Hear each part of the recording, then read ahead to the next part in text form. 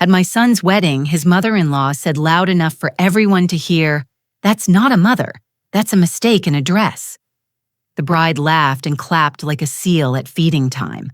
But my son didn't laugh. He stood up, called off the wedding in front of everyone, and did something that destroyed their family fortune the next day. Where are you watching from today? Drop your location in the comments below and hit that like and subscribe button. Now let me tell you how we got to this beautiful disaster. Because honey, this story is about as sweet as revenge gets. 6 months before that glorious train wreck of a wedding, I was living my quiet little life in Cedar Falls, Iowa, thinking my biggest problem was whether to plant tulips or daffodils in my front garden. At 62, I'd perfected the art of being exactly what people expected a widow living comfortably on my late husband's pension, driving my sensible Honda Civic, and making casseroles for church potlucks. What they didn't know was that my modest lifestyle was about as real as Jessica's future marriage was going to be. My son Tyler had been dating this Jessica Walsh for 8 months, and I'd met her exactly twice before she started planning their engagement like she was organizing a military invasion. The first time was at Tyler's birthday dinner, where she spent the entire evening photographing her salad for something called Instagram, while asking me pointed questions about my financial security as I aged. Charming girl, really. The second meeting was when she brought her mother, Patricia Walsh, to get to know Tyler's family better. Patricia swept into my modest little house like she was touring a homeless shelter, making helpful suggestions about updating my decor and asking if I'd considered downsizing to something more manageable. Meanwhile, Jessica was in my kitchen opening cabinets and drawers like she was conducting a home inspection. Mrs. Henderson Patricia had said settling into my late husband's recliner like she owned it. "We're just so thrilled that Tyler found someone who understands the importance of family support systems." She smiled that sharp little smile that wealthy women perfect by age 40. It's wonderful when older family members can contribute what they can, even if it's just emotional support. I nearly choked on my tea. Here I was being patted on the head like a good little grandmother, who might be useful for babysitting someday. If she only knew that I'd been watching my stock portfolio grow for the past 15 years, while she was probably spending her husband's money on whatever rich wives buy to fill their empty days. Tyler, bless his heart, was completely oblivious to the undercurrents. He was so in love he couldn't see that Jessica looked at our family like we were a charity case she'd graciously adopted. And honestly, I was almost impressed by her performance. The girl had studied us like we were a science project, determined to figure out exactly how much we were worth and how she could best manage us. But here's what Jessica and her delightful mother didn't understand about small-town Iowa widows. We didn't survive the farm crisis, 3 recessions, and various family dramas by being stupid. We just let people think we are, because it's amazing what folks will say when they think you're harmless. The engagement announcement came in November, and with it, Jessica's first real mistake. She called me personally to share the wonderful news and to let me know they'd already booked the Walsh family estate for a June wedding. Not asking if June worked for our side of the family, mind you, just informing me of the decision they'd made. "Mrs. Henderson," she gushed over the phone, "we're so excited to make Tyler a part of our family. The Walsh estate can accommodate 300 guests easily, and Mother has already spoken to the florist about the arrangements. Of course, we understand that your side of the family might be more modest in their expectations." I made appropriate grandmother noises while mentally calculating exactly how modest Jessica was about to discover my expectations could be, because you see, my dear soon-to-be daughter-in-law had made one crucial error in her research about Tyler's family background. She'd never asked about my maiden name. 3 weeks after Jessica's condescending phone call, I was sitting in my accountant's office, reviewing my annual financial statements, when I realized exactly how I was going to handle my future daughter-in-law's superior attitude. The numbers on the page were quite satisfying. 15 years of careful investing had turned my husband's modest life insurance payout into something considerably more substantial than anyone in Cedar Falls suspected. Mrs. Henderson, my accountant, Robert Chen, said, adjusting his glasses as he reviewed my portfolio, "You've done remarkably well with these investments. Your current net worth has reached $3.8 million. I smiled and nodded like this was routine information, but inside, I was doing a little victory dance. My late husband, Jim, had always said I had a good head for numbers, and apparently he'd been right. While everyone assumed I was living on his pension and Social Security, I'd been quietly building a fortune that would have made Jessica's mother soil her designer panties. The plan started forming in my mind like a beautiful, terrible flower blooming in spring. Tyler called that afternoon, voice bright with excitement. "Mom, Jessica's parents want to meet you properly before the wedding. They're planning a little dinner party next weekend. Nothing fancy, just immediate family." "How lovely," I said already, imagining what I'd wear to this nothing fancy dinner party. "Will it be at their home?" "Their estate, actually. Jessica says it's been in the family for generations. I guess they have quite a bit of property out in West Hills." Tyler paused. "Mom, I should probably mention that the Walshes are, well, they're pretty wealthy. Jessica's dad owns several businesses, and her mom comes from old money. I don't want you to feel uncomfortable or anything." Sweet boy. He was actually worried about me feeling out of place among rich people. If he only knew that I'd been getting investment advice from the same financial advisors who managed portfolios for half the wealthy families in Iowa. "I'm sure I'll be fine, dear," I assured him. "I'll just be myself." And that was exactly what I intended to do. The Walsh estate turned out to be one of those sprawling colonial mansions that screamed, "My great-grandfather made this fortune during the Industrial Revolution, and we've been coasting on it ever since." The circular driveway could have parked a dozen cars, and the front garden looked like something from a magazine spread about gracious living. I pulled up in my Honda Civic behind Tyler's modest Toyota, both of us looking like we'd gotten lost on the way to the servants' entrance. Jessica emerged from the front door wearing what I suspected was a $500 cocktail dress, her smile so bright it could have powered the house's exterior lighting. "Mrs. Henderson," she called, air kissing me like we were long-lost relatives. "Welcome to our family home.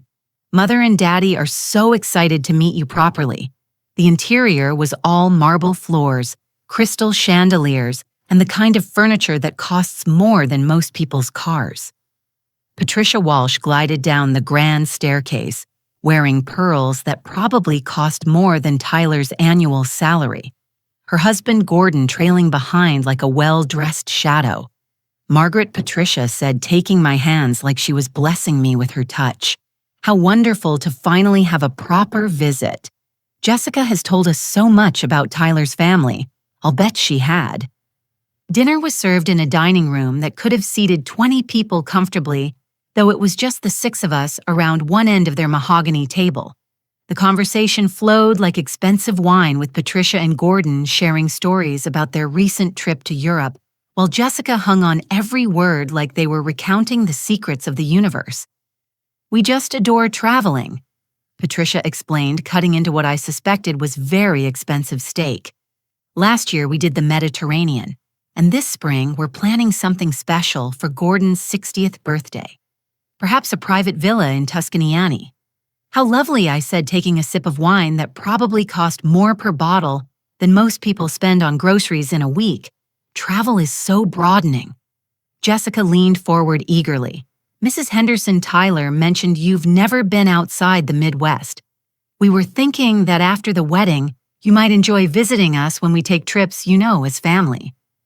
The condescension was so thick you could have cut it with the silver butter knife sitting beside my plate. Here they were generously offering to include the poor little small-town grandmother in their glamorous lifestyle, probably expecting me to weep with gratitude at their charity. "That's very thoughtful," I replied, wondering how they'd react to learning that I'd been considering buying a vacation home in Florida with my investment returns. But the real show began when Gordon started talking about his business empire. 3 car dealerships, 2 restaurants, and what he called various other investments that were apparently doing quite well. He had that particular swagger that wealthy men get when they're showing off for someone they consider beneath them, explaining market strategies and business principles like he was teaching a kindergarten class.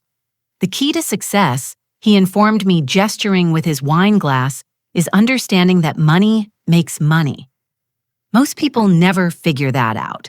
They work for wages their whole lives instead of making their capital work for them.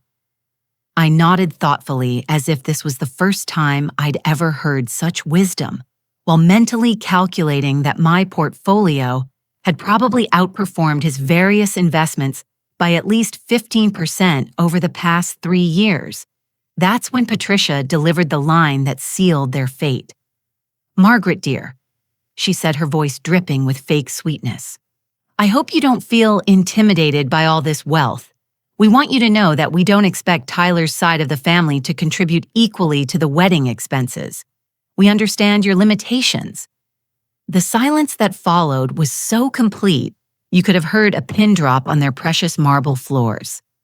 The moment Patricia Walsh finished explaining my limitations to me, I felt something shift inside my chest. It was like a door slamming shut on the last 15 years of playing the humble widow, and another door opening onto something much more interesting. "How considerate of you," I said, setting down my wine glass with what I hoped was appropriate gratitude. I wouldn't want to overextend myself financially. Tyler looked mortified, and I almost felt sorry for him. The poor boy had no idea he was about to become collateral damage in what was shaping up to be the most educational experience the Walsh family had ever encountered. Jessica jumped in quickly, probably sensing the temperature drop in the room. "What mother means is that we want everyone to be comfortable. We've already handled the major expenses, and we understand that different families have different circumstances." Different circumstances, right? Gordon nodded sagely like he was solving world peace. "The important thing is that we're all family now. Money shouldn't come between family members." Easy for him to say, considering he just spent 10 minutes bragging about his net worth while explaining basic investment principles to the simple widow, like I'd never heard of compound interest. I smiled and made appropriate murmurs of agreement while planning exactly how I was going to educate this charming family about assumptions and circumstances. Because you see, the Walsh family had just made the kind of mistake that rich people make. When they've been rich for so long, they forget that other people might have working brain cells. They'd assume that modest meant poor and quiet meant stupid. After dinner, Patricia insisted on giving me the full tour of their family home, which was really just an opportunity to show off their art collection, their library full of leather-bound books that had probably never been opened, and their master bedroom suite that was larger than my entire downstairs. "The house has been in Gordon's family for 4 generations," she explained, running her fingers along the marble mantelpiece in their living room. "We've updated it considerably, of course, but we've maintained its historical character." "It's beautiful," I said, honestly. "Because it really was. You must feel very fortunate to have such a legacy." "Oh, we do," Jessica chimed in. "It's part of why Gordon and I are so committed to family traditions. We want Tyler to understand what it means to be part of something substantial, something that lasts." The message was clear. Tyler was marrying up way up, and his little corn-fed family should be appropriately grateful for the elevation in social status. That's when I decided to start phase 1 of what I was already thinking of as project education. "Jessica, dear," I said, "I hope you won't think I'm being presumptuous, but I'd love to contribute something special to your wedding. Perhaps the rehearsal dinner. I know it's traditional for the groom's family to handle that." The 3 Walshes exchanged quick glances. Patricia's smile became just a touch more strained. "Margaret, that's so sweet of you to offer," she said carefully. "But the rehearsal dinner is already arranged. We thought it would be easier for us to handle all the details given our experience with larger events." Of course, I nodded. "Then perhaps I could handle the flowers or the photography." Another exchange of glances. Gordon cleared his throat. "The thing is, Margaret, we've already contracted with the vendors we prefer to use. They're quite exclusive and probably more expensive than what you're used to working with in Cedar Falls." Ah, there it was again. The gentle but firm message that my small-town budget and small-town vendors weren't up to Walsh family standards. "I understand completely," I said, and I did. I understood that they wanted complete control over Tyler's wedding, so they could showcase their wealth and social position while keeping his family in the background like embarrassing relatives you had to invite, but hoped wouldn't embarrass you too much. What they didn't understand was that they just handed me the perfect opportunity to demonstrate exactly what Margaret Henderson was capable of when properly motivated. Well then, I continued sweetly, perhaps I could give Tyler and Jessica a wedding gift, instead something that might help them start their new life together. Jessica's eyes lit up like a slot machine hitting jackpot. I could practically see her calculating how much the poor widow might be able to scrape together for a wedding gift. That would be lovely, Mrs. Henderson, she said. Honestly, just having your blessing means the world to us. Your blessing, like I was the village elder bestowing wisdom on the young couple, instead of Tyler's mother who'd raised him alone for the past 12 years and deserved a little more respect than being patted on the head and told to stay in my lane. I smiled my most grandmotherly smile and made mental notes about guest lists and seating arrangements and exactly which reporters from the Cedar Falls Gazette might be interested in covering what was going to be the social event of the year. Because Jessica Walsh was about to learn that there's a big difference between being humble and being harmless. And Gordon Walsh was about to discover that some people understand making money work for them better than he'd ever imagined. But first, I had some research to do and some phone calls to make, starting with my investment advisor who was going to be very surprised by my request to liquidate certain assets for what I was going to tell him was a family wedding gift. Phase 1 of Project Education was about to begin. The morning after my enlightening dinner with the Walsh family, I sat in my kitchen with my laptop and a fresh cup of coffee, beginning what I like to think of as my due diligence research. If Gordon and Patricia Walsh wanted to play the wealthy family superiority game, I figured I should understand exactly what kind of wealth I was dealing with. What I found was interesting. The Walsh family business empire, while impressive sounding, was built on some surprisingly shaky foundations. Gordon's 3 car dealerships were heavily leveraged, with 2 of them showing declining sales over the past 18 months. His restaurants had mixed reviews and what appeared to be significant debt. The various other investments he bragged about seemed to consist mainly of some rental properties and a small stake in a local shopping center that was losing tenants to the new mall outside town. The house, while beautiful, was mortgaged to roughly 70% of its current value. Patricia's old money appeared to be more like old debts. Her family's fortune had been significantly reduced by her father's gambling problems and her brother's series of failed business ventures. The Walsh family was wealthy, certainly wealthier than most people in our area, but they were what my financial advisor would call house rich and cash poor. They had assets, but they also had substantial monthly obligations and what appeared to be a lifestyle that required constant cash flow to maintain.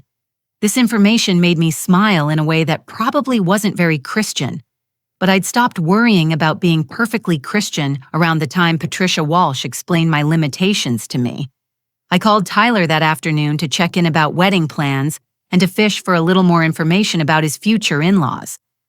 "Mom, I have to ask," Tyler said, after we'd covered the basics about guest lists and menu choices. "You seemed a little quiet at dinner last night. Is everything okay? I know the Walshes can be overwhelming." Overwhelming. That was one way to put it. "They seem like lovely people," I said carefully. "Very successful. Jessica's lucky to have grown up with such advantages." "Yeah, it's pretty intimidating sometimes," Tyler admitted. "Gordon's always talking about business deals and investment strategies.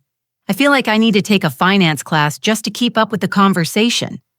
"Has Jessica talked about your plans after the wedding, where you'll live, career goals, that sort of thing?" "Actually, Gordon offered me a position at one of his dealerships' sales manager with the possibility of working my way up to part ownership eventually. It's a huge opportunity, Mom. Way better than anything I could get with my current experience." I felt a chill run down my spine. Of course, Gordon had offered Tyler a job. Nothing like having your son-in-law financially dependent on you to ensure family loyalty. "That sounds generous," I said. "It is." Jessica says her dad really likes me, that he sees potential in me. The only thing is, the salary is mostly commission, base to start, and they want us to move closer to town so I can be available for weekend sales events and evening customer appointments. Closer to town. Yeah, they found this apartment complex about 20 minutes from the dealership. Jessica says it's really nice, and since I'd be making more money eventually, we can afford the higher rent eventually. Always eventually, with people like the Walshes. Meanwhile, Tyler would be working for commission living paycheck to paycheck and completely dependent on Gordon's continued goodwill for his financial survival. Have you signed anything yet? I asked. Not yet. Gordon wants to wait until after the wedding to make it official. He says it's bad luck to mix business with family celebrations. Or maybe Gordon wanted to make sure the wedding happened before he locked Tyler into an employment contract that would give him complete control over my son's future. That evening, I called my investment advisor with a very specific request. Robert, I said, I want to liquidate $500,000 from my portfolio. I know that's a significant chunk, but I have something important I want to do with it. There was a long pause. Margaret, that's quite a substantial withdrawal. What did you have in mind? We've talked about being careful with large expenditures that might impact your long-term security. Don't worry, I assured him. This is an investment in my son's future. I want to give Tyler and his fiancée a wedding gift that will really set them up for success. What I didn't tell Robert was that the gift was going to set them up for success in ways that Jessica and her family would never see coming. Because while the Walsh family had been busy being condescending and superior, I'd been researching more than just their financial situation. I'd also been looking into Gordon's business practices, his competitors, and the local commercial real estate market. And I'd found something very, very interesting. The shopping center that Gordon owned, a small stake in it, was about to be sold to a development company that wanted to tear it down and build a new medical complex. The sale would happen in approximately 8 months, and current investors stood to make about 300% return on their investments. But the development company was still looking for additional investors to help fund the purchase. Investors with ready cash and a willingness to move quickly, the kind of investors who might want to buy out smaller stakeholders like Gordon Walsh before the big payday arrived. I spent that entire evening on the phone with lawyers and business managers putting together what was going to be Tyler's wedding gift and Jessica's education in the difference between appearing wealthy and actually being wealthy. Phase 2 of Project Education was about to get very interesting. 2 weeks before the wedding, I was sitting in my lawyer's office reviewing papers that would have made Gordon Walsh very, very nervous if he'd known they existed. But Gordon was too busy basking in his role as the generous father-in-law giving Tyler his big break in the car business to pay attention to what Tyler's humble, small-town mother might be doing with her time. "Everything is in order, Margaret," my attorney Sarah Mitchell said, sliding the documents across her desk. "The investment company is legally established. Tyler is listed as the primary beneficiary, and the initial funding is confirmed." "Are you absolutely sure about this strategy?" I looked at the papers that would transfer my son from Gordon Walsh's employment trap into complete financial independence, and I've never been more sure of anything in my life, Sarah. I've spent 15 years watching my investments grow while people assumed I was just another widow living on Social Security and casserole. I think it's time Tyler learned that his mother isn't quite as helpless as everyone believes. The plan was beautifully simple. Instead of Tyler taking Gordon's commission-based job at the dealership, he would become the managing partner of Henderson Investment Properties, a company that would purchase Gordon's stake in the shopping center development project, along with several other strategic investments that I'd been monitoring for months. Tyler would start his married life not as Gordon's financially dependent employee, but as a businessman, with enough capital to buy and sell Gordon Walsh's entire empire twice over. The wedding gift would be presented as a modest check that Tyler and Jessica could use for whatever they wanted. Maybe a down payment on a house, maybe some furniture, maybe a nice honeymoon. Nothing that would alarm the Walsh family or make them suspicious. What they wouldn't know until several months after the wedding was that the modest check would be backed by a business structure that would make Tyler independently wealthy within 2 years. But first I had a rehearsal dinner to attend. The Walsh family had indeed handled all the details for the rehearsal dinner, which was being held at the country club, where Patricia and Gordon were members. The guest list was small, just immediate family, and the wedding party, which meant I would be spending the evening being graciously tolerated by people who considered me a charity case. I spent considerable time choosing my outfit for this particular performance. Nothing too expensive, looking nothing that would contradict my carefully maintained image as the modest widow, but something nice enough to show that I was making an effort to fit in with their standards. I settled on a simple navy dress from a nice department store paired with my grandmother's pearl necklace, the one real piece of jewelry I wore regularly because it looked appropriately sentimental and modestly valuable.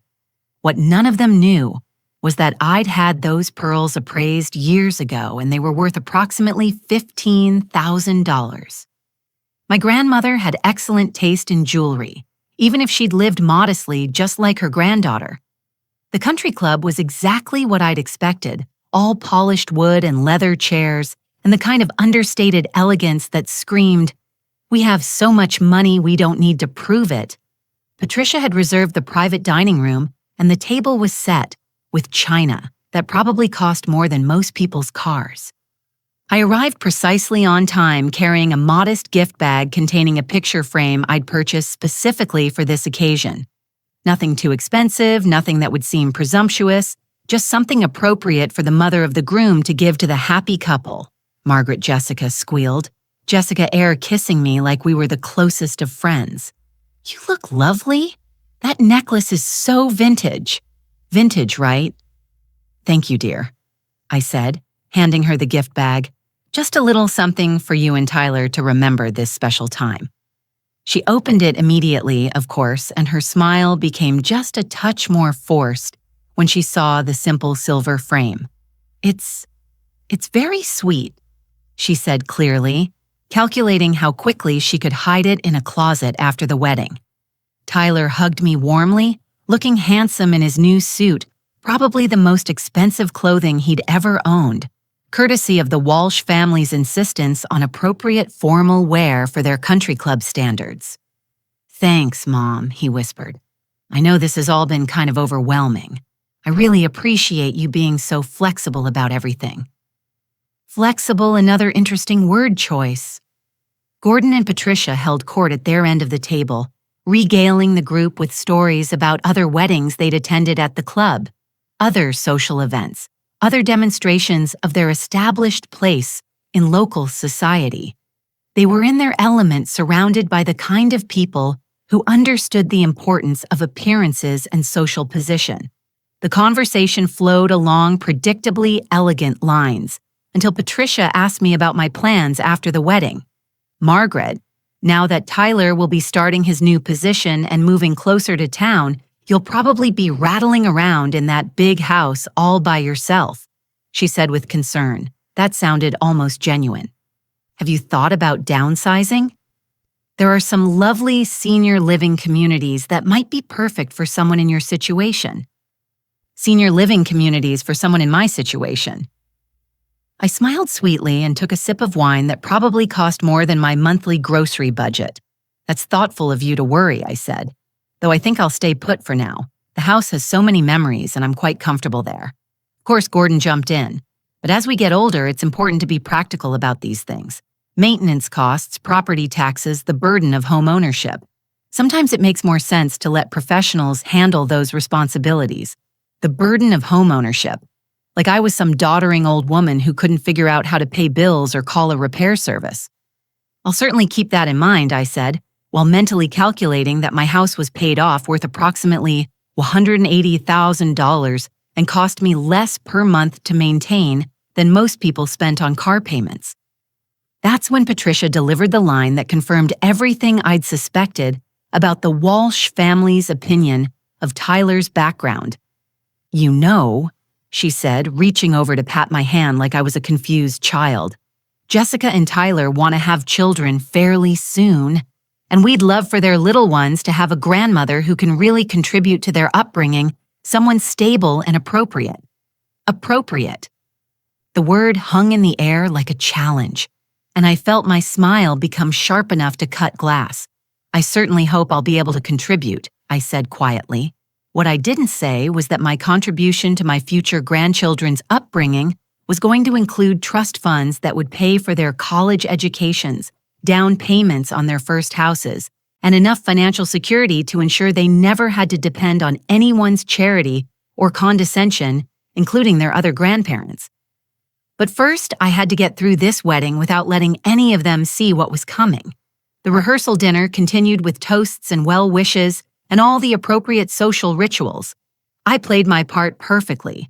The grateful small-town mother-in-law, humble and appreciative of the Walsh family's gracious acceptance of Tyler into their social circle. What none of them could see was the envelope in my purse containing Tyler's real wedding gift, or the phone calls I'd be making the morning after the wedding to set in motion the chain of events that would change everything. Because tomorrow Jessica Walsh would become Jessica Henderson, and she was about to discover exactly what that name was really worth. The morning of Tyler's wedding dawned bright and clear, which felt somehow inappropriate for what I knew was going to be one of the most dramatically satisfying days of my life. I'd spent the previous evening double-checking every detail of my plan while pressing my simple mother of the groom dress, a modest blue ensemble that had cost exactly $89 at J.C. Penney, and would help maintain my carefully crafted image for just a few more hours. What the Walsh family didn't know was that I'd spent the past week making phone calls that would fundamentally alter their financial landscape. But first, I had to survive this wedding without laughing out loud at the sheer audacity of people who thought they could patronize Margaret Henderson and get away with it. I arrived at the Walsh estate at 10 hours in the morning as requested, carrying a wedding card containing what appeared to be a modest check for $5,000, enough to seem generous from a small-town widow, but not so much as to raise suspicions about my actual financial capacity. What they couldn't see was the additional paperwork in my car that would transfer Tyler from Gordon's employee to Gordon's business competitor by Monday morning. The estate was buzzing with activity. Florists were arranging what appeared to be $50,000 worth of roses and leaves throughout the grounds. Caterers were setting up stations that could have fed half of Cedar Falls, and a string quartet was doing sound checks on the terrace where the ceremony would take place. Patricia was in her element directing traffic like a general commanding troops, while Jessica glided around in a silk robe that probably cost more than my monthly grocery budget, accepting compliments on her upcoming transformation from Walsh daughter to Walsh daughter-in-law. Margaret Patricia called spotting me near the gift table. "How lovely that you're here early. Jessica specifically requested that Tyler's family feel included in all the preparations." Feel included, right. "How thoughtful," I said, placing my card among the collection of envelopes that probably contained enough money to fund a small country's annual budget. "Is there anything I can help with?" "Oh, how sweet of you to offer," Patricia gushed. "But we have everything well in hand. Professional coordination, you understand. We wouldn't want any mishaps on such an important day." Translation: "Stay out of the way and let the competent people handle things." I smiled and nodded while mentally reviewing the timeline I'd established with my business managers. Phase 1 had already been completed. Henderson Investment Properties now owned controlling interest in 3 local commercial developments, including the shopping center project that Gordon thought was his retirement nest egg. Phase 2 would be implemented Monday morning when Tyler received the complete documentation of his new business holdings. Phase 3 would unfold over the following weeks as Gordon discovered that his various investments had been systematically purchased by a competitor who was offering his tenants better deals and more flexible lease terms. But first, I had a wedding to attend and a performance to complete. Tyler found me an hour before the ceremony looking nervous and handsome in his formal wear. The Walsh family had spared no expense on his wedding attire. Custom tuxedo Italian shoes, gold cufflinks that had probably cost more than he made in a month at his current job. "Mom," he said, giving me a hug that felt just a little desperate. "I'm glad you're here. This whole thing is pretty overwhelming. You look wonderful, sweetheart," I assured him. straightening his bow tie. "Jessica's a lucky woman." "I hope so," he said quietly. "Sometimes I feel like I'm not good enough for all this, like I don't belong in their world." My heart broke a little bit for my son, who'd been systematically convinced by the Walsh family that he should be grateful for their acceptance, rather than confident in his own worth. "Tyler," I said firmly, "you belong anywhere you choose to belong. Don't let anyone convince you otherwise." He smiled, but I could see the uncertainty in his eyes. The Walsh family had done a thorough job of making him feel like the poor relation who'd lucked into their golden circle. That was about to change in ways that would surprise everyone, including Tyler.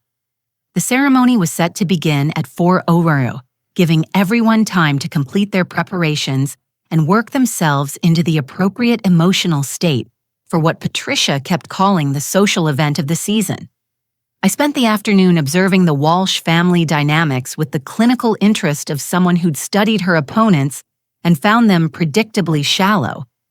Gordon held court with other wealthy guests discussing business deals and golf games, while Patricia showed off her daughter's elaborate wedding dress to anyone who would listen.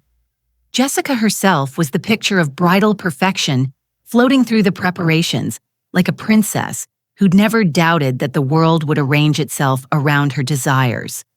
None of them paid much attention to Tyler's simple small-town mother sitting quietly in her corner, wearing her modest department store dress and watching everything with the kind of patient attention that comes from knowing exactly how a story is going to end. At 3:45, I took my designated seat in the front row family section, naturally but carefully positioned so that I wouldn't interfere with the photographer's shots of the important relatives. The string quartet began the processional music, and I watched my son take his place at the altar, looking like a man who was about to commit his life to a family that saw him as a charity project rather than an equal partner.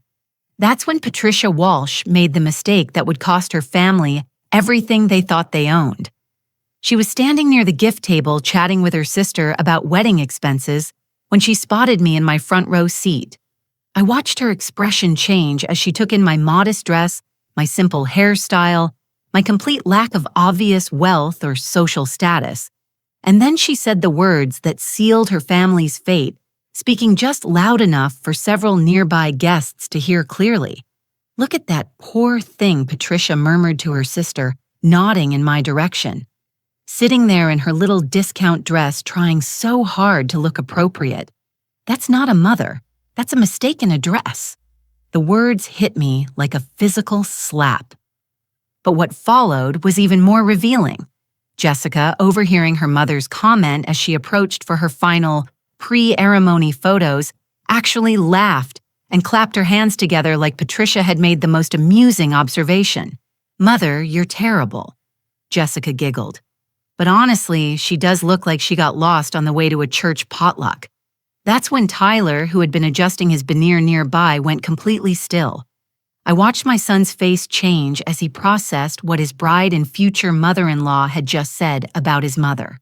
The uncertainty disappeared, replaced by something much harder and more determined than I'd ever seen in his expression. And that's when I knew that maybe, just maybe, I'd raised him right after all. What happened next unfolded like a beautiful, terrible flower blooming in fast motion. Tyler walked away from the altar. His face set in an expression I'd never seen before and headed straight for the microphone that had been set up for the ceremony readings. The string quartet faltered to a stop as Tyler tapped the microphone, the sound echoing across the elaborately decorated terrace where 200 guests had gathered to witness his wedding. "Ladies and gentlemen," Tyler said, his voice carrying clearly across the stunned silence, "I need to make an announcement." Jessica, still holding her bouquet and wearing her $15,000 dress, looked confused rather than alarmed, like this was some kind of romantic surprise she hadn't been informed about. "Tyler, darling," she called out, her voice bright with artificial cheer. "What are you doing? The ceremony is supposed to start." He looked at her for a long moment, and I saw something die in his expression. "Jessica," he said into the microphone, 5 minutes ago, I heard you and your mother discussing my mother's appearance. You called her a mistake in a dress and laughed about how she looked like she got lost on the way to a church potluck. The silence that followed was so complete, you could have heard a pin drop on the marble terrace. Jessica's face went white, then red, then white again, as she realized that half of Cedar Falls' social elite had just heard her exposed as the petty, cruel person she actually was. Tyler, that wasn't, we were just... She stammered, but he held up his hand to stop her. My mother. Tyler continued, his voice getting stronger. Raised me alone after my father died. She worked 2 jobs to put me through college. Never complained, never asked for anything in return, and has been nothing but gracious and supportive about this wedding, despite being treated like an unwelcome charity case by your family. Patricia tried to interrupt, rushing toward the microphone, but Tyler stepped away from her reach and kept talking. I just realized that I can't marry someone who would mock my mother, and I can't join a family that thinks cruelty is entertaining, he said. So I'm calling off this wedding right here, right now. The gasp that went up from the assembled guests sounded like a collective intake of breath before a scream. Jessica dropped her bouquet and lunged toward him. Tyler, you can't be serious. You're ruining everything over a stupid comment. I'm serious, he said quietly, removing his bonnet and setting it on the gift table. And it wasn't a stupid comment. It was who you really are when you think no one important is listening. That's when Gordon Walsh made his own crucial mistake. He stepped forward, his face red with embarrassment and rage, and pointed a finger at Tyler like he was disciplining a disobedient employee. You ungrateful little nobody, Gordon snarled. We've given you everything. A job, a future acceptance into our family, and this is how you repay us by humiliating my daughter in front of our friends. Tyler looked at him with something that might have been pity. Mr. Walsh, he said, you've given me a commission-based job that would have made me financially dependent on your goodwill for the rest of my life. That's not generosity, that's control. I felt pride swell in my chest as I watched my son stand up to people who'd spent months making him feel small and grateful for their attention. But Gordon wasn't finished. Control. He laughed harshly. Son, you have no idea what control looks like. You just threw away the best opportunity you'll ever get. You think you can do better than my family? You think your small-town background and your modest little mother are going to open doors for you? He gestured dismissively in my direction. And that's when I decided it was time to stop being invisible. I stood up, slowly smoothing down my discount dress, and walked toward the microphone with the kind of calm dignity that comes from knowing you hold all the cards in a game other people don't even realize they're playing. Tyler, sweetheart, I said gently, would you mind if I said a few words? He handed me the microphone with a smile that told me he was ready to hear whatever his mother had to say. I looked out at the assembled guests, Cedar Falls' wealthiest families, business leaders, social climbers, and various hangers on who'd come to witness what they thought would be the social event of the season. First, I said, I want to thank the Walsh family for hosting such an educational afternoon. It's been very illuminating to see how certain people behave when they think they have all the power in a situation. Patricia's face was now an alarming shade of purple, while Jessica looked like she was going to faint. Gordon. I continued looking directly at him. You're right that control is important in business relationships. That's why I spent this week purchasing your stake in the Riverside Shopping Center development project. The color drained from Gordon's face like someone had pulled a plug. What are you talking about? He whispered. I'm talking about Henderson Investment Properties, I said pleasantly, which now owns controlling interest in several local commercial developments, including the one you've been counting on for your retirement funding. I turned to address the crowd, most of whom were staring at me like I'd just announced I was an alien. You see, Patricia was right about one thing. I do have limitations. My limitation is that I don't tolerate people who mistake kindness for weakness or modesty for stupidity. The silence stretched until you could have heard a butterfly land on the roses. Tyler, I said, handing him back the microphone. Your wedding gift is in my car. I think you'll find it provides better opportunities than anything the Walsh family was offering. And with that, I walked back to my seat and waited for the real show to begin. The aftermath of Tyler's wedding cancellation unfolded like a masterpiece of social destruction, and I had the best seat in the house for every beautiful, chaotic moment. The Walsh family's carefully orchestrated social event had become a public humiliation that would be talked about in Cedar Falls for years to come. Gordon was now following me toward my car, his face flushed with a combination of rage and what I was beginning to recognize as genuine panic. The man who'd spent dinner explaining basic investment principles to the simple widow was apparently beginning to understand that I might know more about business than he'd assumed. "What exactly do you think you're doing?" Gordon hissed, catching up to me near the parking area. "You can't just make wild claims about business acquisitions. There are legal consequences for defamation." I unlocked my Honda Civic, the same modest car that had helped maintain my carefully crafted image for the past several months, and retrieved a leather portfolio from the back seat. "Gordon," I said calmly, "I never make claims I can't support with documentation." I opened the portfolio and handed him a stack of papers that I'd been looking forward to sharing for weeks. His hands actually trembled as he read the investment contracts, property transfer agreements, and business incorporation documents that legally established Henderson Investment Properties as a major player in the local commercial real estate market. "This is impossible," he whispered. "These properties, the Riverside Project, the medical center development. Do you have any idea how much capital this represents?" "Approximately $2.1 million in initial investments," I said helpfully, "with projected returns of roughly $6.8 million over the next 18 months, though. I suppose that depends on how current property owners negotiate their exit strategies." The implications hit him like a freight train. Not only had I purchased his stake in several developments, I'd positioned myself to control whether his remaining investments would be profitable or worthless. Tyler had approached during this conversation still wearing his wedding tuxedo but looking more confident than I'd seen him in months. "Mom," he said quietly, "what exactly is Henderson Investment Properties?" "It's your wedding gift, sweetheart," I said, handing him a separate folder from my portfolio. "Congratulations! You're now the managing partner of a business that owns more commercial real estate than Gordon's entire empire." Tyler's mouth fell open as he scanned the documents that legally transferred him from Gordon Walsh's potential employee to his business competitor. "I don't understand," Tyler said. "Where did this come from? How did you, honey?" I said gently. "Your father's life insurance policy was $200,000. I've been investing it for 15 years while everyone assumed I was living on Social Security and church casseroles. Compound interest is a wonderful thing when you're patient and strategic about it." Gordon made a strangled sound that might have been an attempt at speech. "You mean," Tyler said slowly, "you've been pretending to be poor this whole time?" "Not pretending to be poor. I corrected living modestly while building wealth quietly. There's a difference between having money and showing off money, though some people never learn that distinction."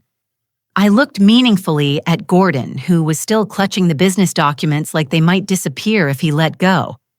"The beautiful thing about real estate investment," I continued conversationally, "is that it's not just about buying properties. It's about understanding market timing, development potential, and strategic positioning. For instance, did you know that the medical center development is expanding faster than originally projected?" Gordon's face went ashen. "What does that mean?" "It means they need more commercial space than they initially calculated. They're actively looking to buy out smaller investors at premium rates to accelerate their development timeline." I smiled. The kind of smile that probably wasn't very grandmotherly. Of course, Henderson Investment Properties is in a position to negotiate those buyout terms on behalf of all current investors.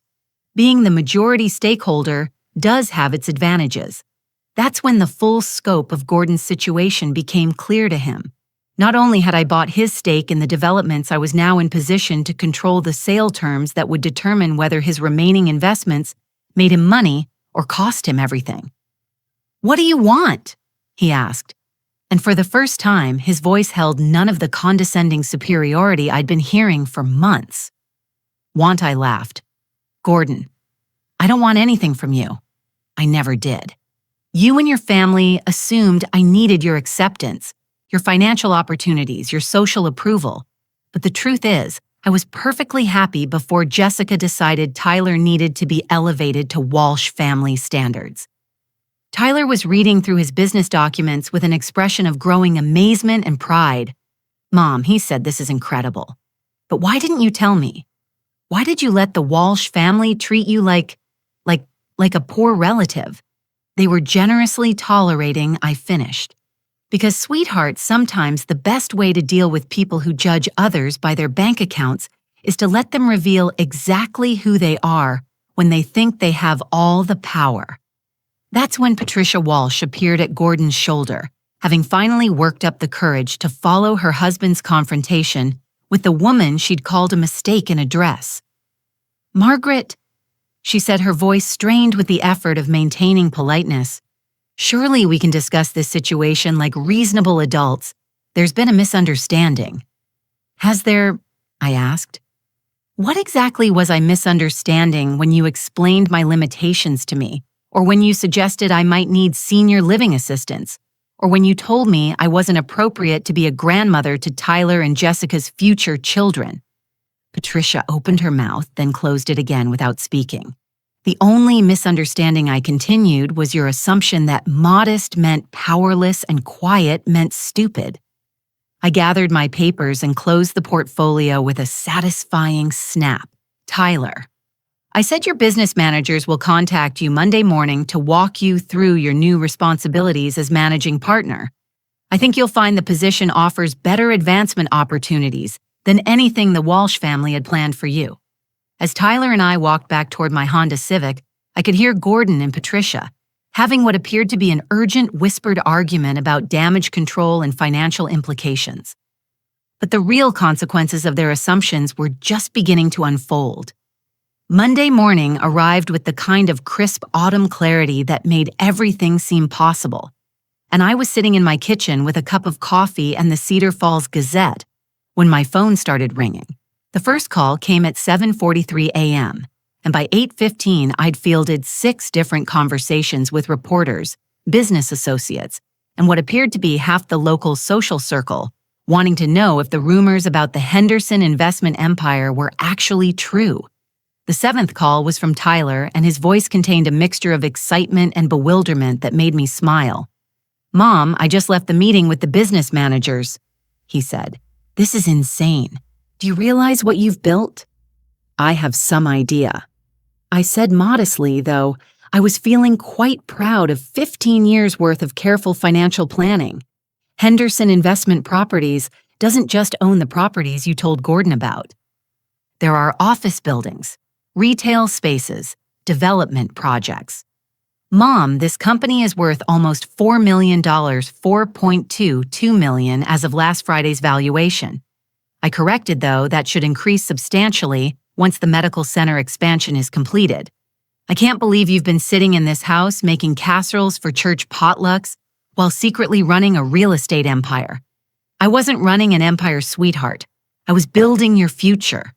There's a difference. The 8th call came while Tyler and I were still talking, and I recognized Gordon Walsh's number on my caller ID. Tyler, I need to take this call, I said. Why don't you come over for lunch and we can discuss your new business responsibilities? I answered Gordon's call with what I hoped was appropriate politeness. Good morning, Gordon. How can I help you, Margaret? His voice was strained, like he'd been awake all night. We need to talk. Can you meet me at my office this morning? I'm sorry, but I have a very full day planned, I said truthfully. Between reporters calling for interviews and Tyler's business orientation, my schedule was completely booked. This is about the Riverside development, Gordon said urgently. There are things you don't understand about the legal implications of your acquisitions, such as the environmental impact studies that haven't been completed yet, such as the zoning restrictions that could delay the project by years, such as the financial liabilities you've just inherited by buying into these properties. I sipped my coffee and waited for him to continue. Margaret, I'm trying to help you here. These investments aren't as secure as you think they are. There are risks involved that could cost you everything. How thoughtful of you to be concerned about my financial security, I said. Just like you were concerned about my ability to handle home ownership when you suggested I move to senior living.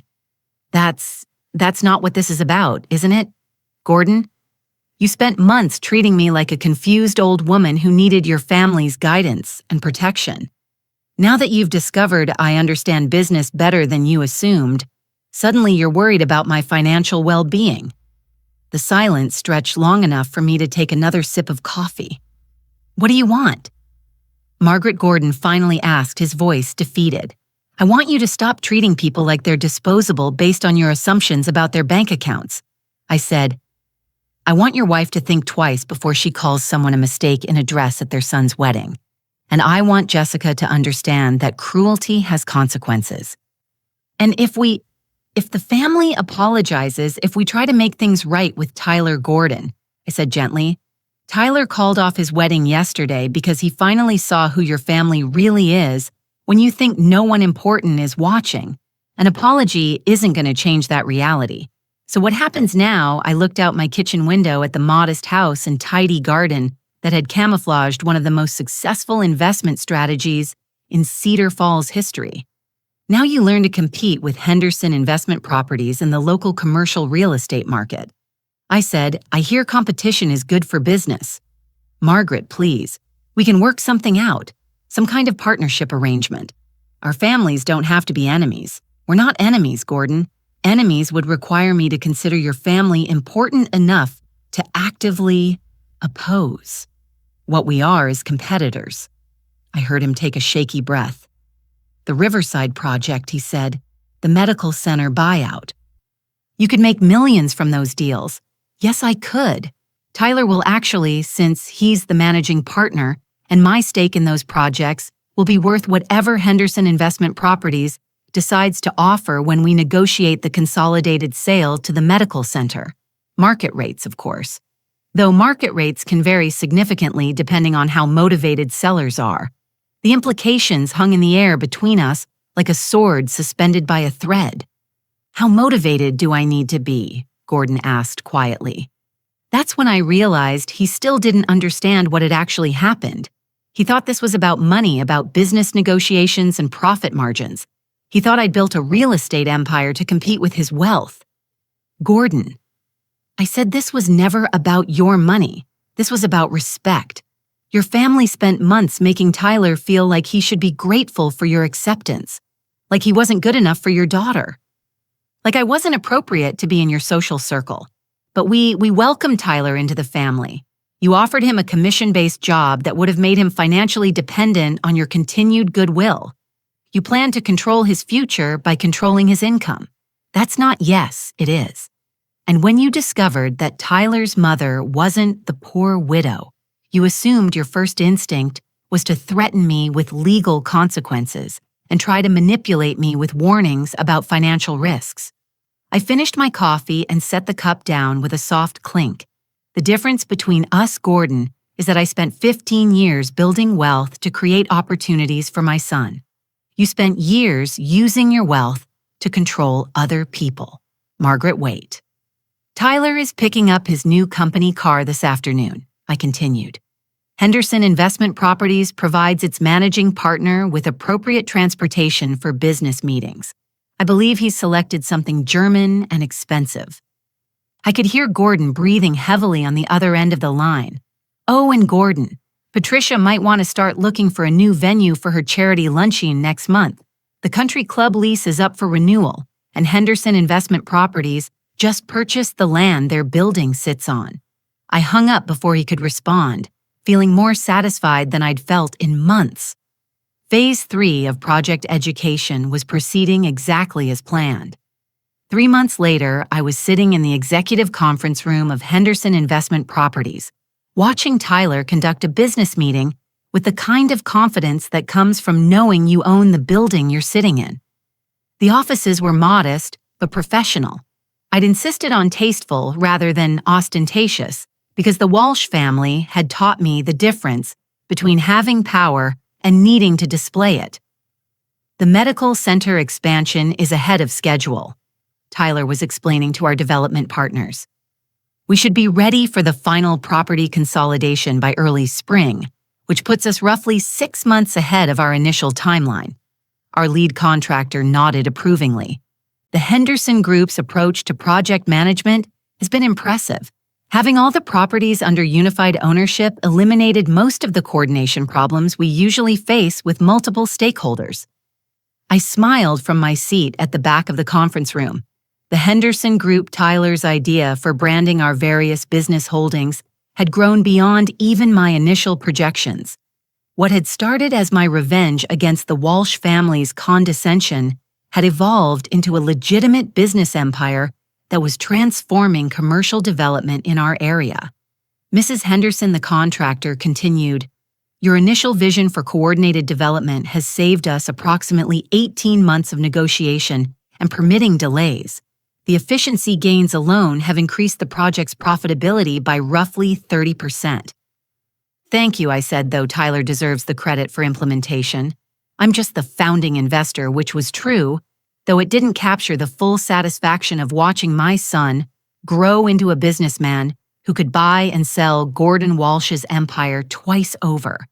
After the meeting ended and our partners left, Tyler and I sat in his office reviewing the quarterly financial reports that showed Henderson investment properties was now worth approximately $7.8 million and growing. "Mom," Tyler said, "I still can't believe you planned all this while letting everyone think you were just the modest widow making casseroles." "The casseroles were real," I pointed out. "I do actually enjoy cooking for church events, but the rest of it, the 15 years of investment planning, the business strategy, the timing of the Walsh family take-own, you orchestrated all of it." "Not all of it. Jessica's cruelty was entirely her own contribution to the situation." Tyler leaned back in his executive chair, a much nicer piece of furniture than anything Gordon Walsh had in his downsized office space across town. "Speaking of Jessica," he said, "I heard she and her mother moved to Patricia's sister's house in Des Moines. Apparently, the Walsh family finances were more precarious than anyone realized." I made sympathetic noises, though I wasn't particularly surprised. When Henderson Investment Properties had bought out Gordon's stakes in various developments, we'd paid fair market value, but fair market value for a motivated seller facing potential bankruptcy was considerably lower than what Gordon had probably hoped to receive. And Gordon's still running the car dealerships, but I heard he had to sell the estate. They're renting something much smaller now. Tyler paused. "Do you ever feel bad about how things worked out for them?" I considered the question seriously. Did I feel bad that the Walsh family had lost their social status, their financial security, and their sense of superiority over other people? I feel bad that they chose to treat people with cruelty and condescension. I said the financial consequences were their own choices. I simply gave them the opportunity to compete in a market where their assumptions about other people's capabilities turned out to be wrong. "Mom, can I ask you something?" "Of course." "Why didn't you ever remarry with your intelligence, your financial acumen, your ability to build all this? You could have had any life you wanted." The question caught me off guard because it touched on something I rarely allowed myself to think about. Tyler, I had the life I wanted. I had you. I had meaningful work. I had financial security and the freedom to make my own choices. Not everyone needs a partner to feel complete, but weren't you lonely? Sometimes, I admitted, but loneliness is temporary. Self-respect is permanent. I'd rather be lonely than settle for someone who didn't value what I had to offer. Tyler smiled like the Walsh family didn't value what our family had to offer. Exactly like that. My phone buzzed with a text message, and I glanced down to see a note from my real estate agent. The small house I'd been quietly considering a charming cottage near the lake with a garden perfect for someone who'd earned the right to slow down and enjoy life had just had its offer accepted. "Tyler," I said, "I have some news. I'm thinking about selling the house and buying something smaller." "Really? Are you sure that house has so many memories?" "Good memories," I agreed. but I think it's time to make some new ones. The cottage I'm buying has a guest house that's perfect for visiting grandchildren. Grandchildren? Tyler's eyebrows shot up. Mom, I just called off my wedding 3 months ago. I know, but you're young, successful, and now you own enough property to be very attractive to the right kind of woman. The right kind of woman. The kind who likes you for who you are, rather than who she thinks she can make you become. Tyler laughed. Any other wisdom from the secret millionaire who spent 15 years pretending to be poor? I stood up and smoothed down my dress, a much nicer one than I'd worn to the Walsh family rehearsal dinner, though still nothing flashy. Just this, I said. Never let anyone convince you that kindness is weakness, modesty is stupidity, or quiet strength is the same as powerlessness. And always remember that the best revenge isn't destroying your enemies. It's building something so successful that their opinions become irrelevant. Is that what this was? Revenge? No, sweetheart. This was justice. Revenge would have been cruel. Justice is simply allowing people to experience the consequences of their own choices. Tyler walked me to my new car, a sensible but comfortable sedan that reflected my actual financial position rather than the image I'd been maintaining, and gave me a hug that felt like coming home. Thank you, Mom, for all of it. For raising me right, for protecting me from people who would have used me, and for teaching me that real power comes from building something meaningful, rather than just having money. As I drove home through the streets of Cedar Falls, I passed the Walsh family estate, which now had a for sale sign on its front lawn, and an air of abandoned grandeur that would have made me sad if I didn't remember Patricia's comment about mistakes in dresses. Sometimes people create their own consequences, and the kindest thing you can do is step aside and let those consequences unfold naturally. I pulled into my driveway and sat for a moment, thinking about the journey from that condescending dinner party to today's successful business meeting. 15 years of careful planning, months of strategic patience, and one beautifully timed revelation had transformed not just my son's future, but our entire family's legacy. Margaret Henderson had started this story as a widow pretending to be poor. She was ending it as a businesswoman who'd proven that underestimating quiet strength was the most expensive mistake the Walsh family had ever made. And honestly, that felt like exactly the right ending. Thanks for listening. Don't forget to subscribe and feel free to share your story in the comments. Your voice matters.